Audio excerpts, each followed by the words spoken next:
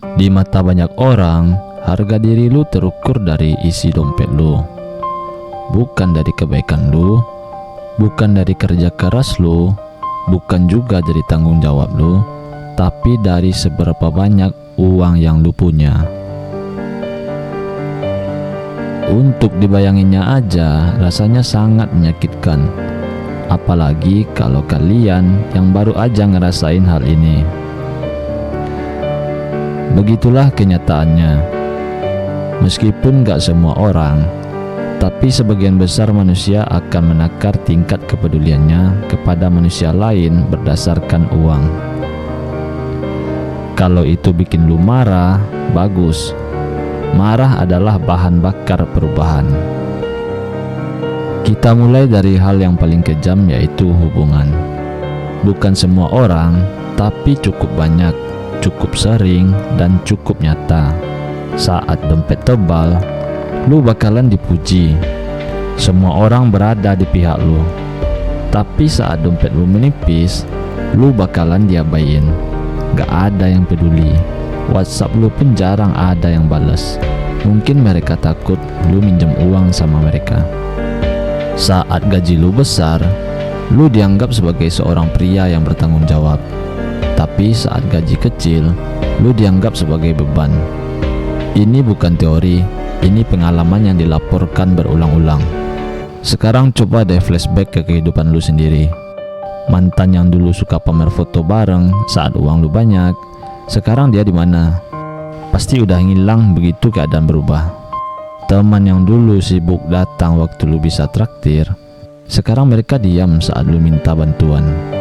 Mungkin satu-satunya yang masih tetap berada di pihak lu adalah keluarga lu sendiri.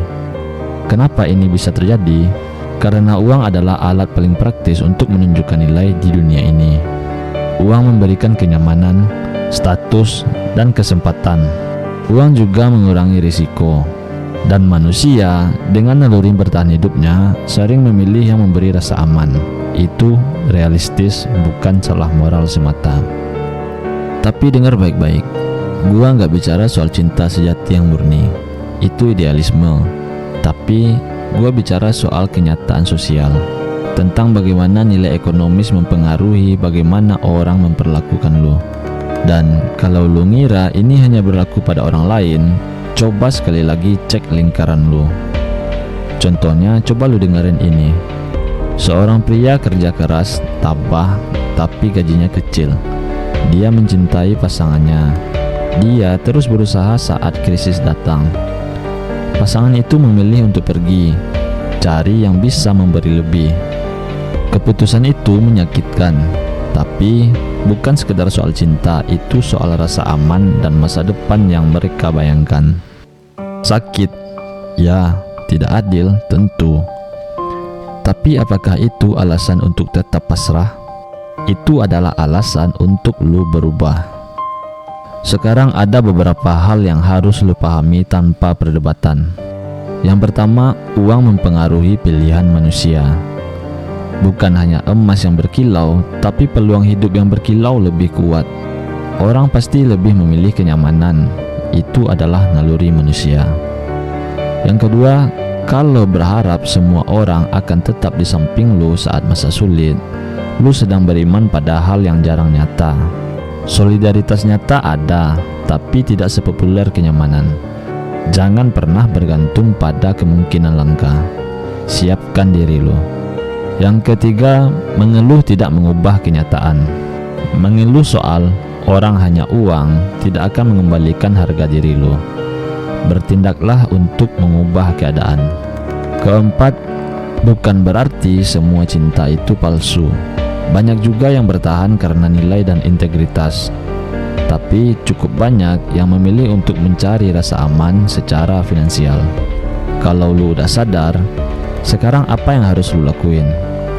Ini bukan ceramah moral, ini panduan sekaligus nasihat sesama laki-laki. Langkah pertama yang harus lu lakuin, ubah prioritas energi dari perhatian ke hasil.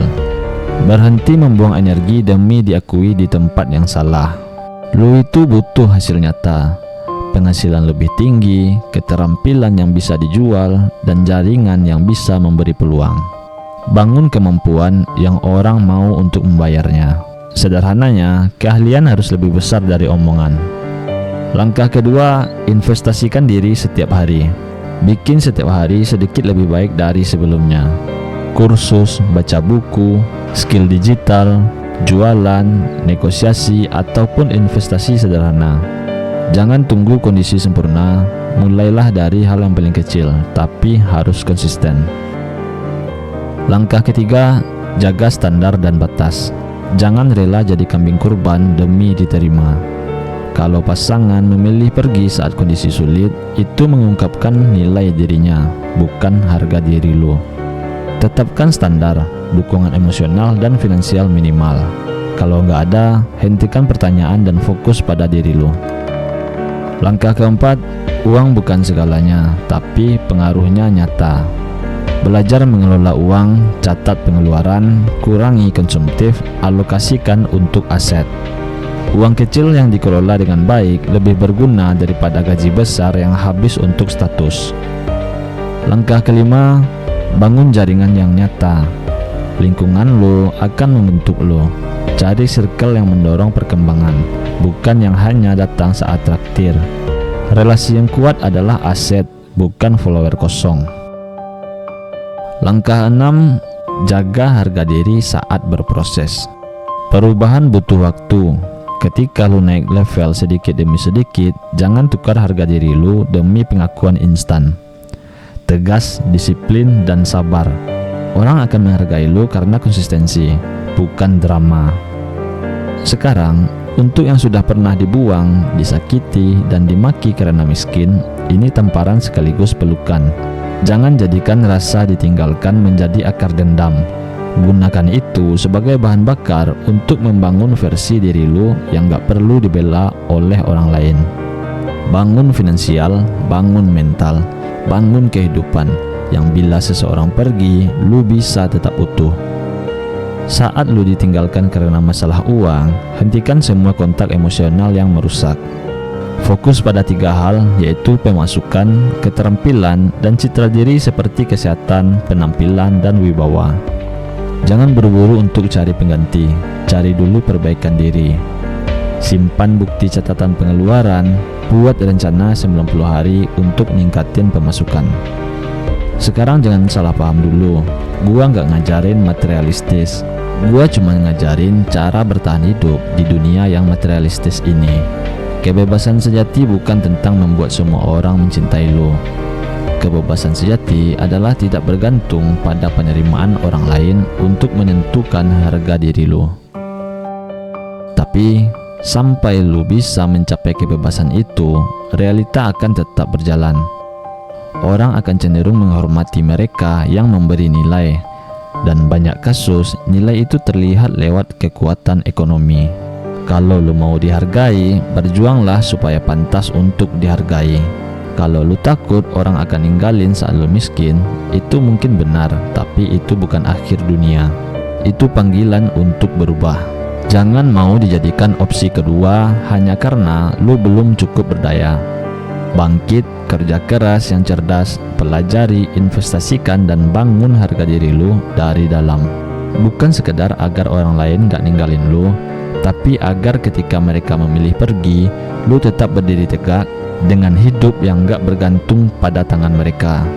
Harga lu bukan ditentukan oleh siapa yang bertahan saat lu lemah. Harga lu ditentukan oleh siapa diri lu ketika semua itu hilang.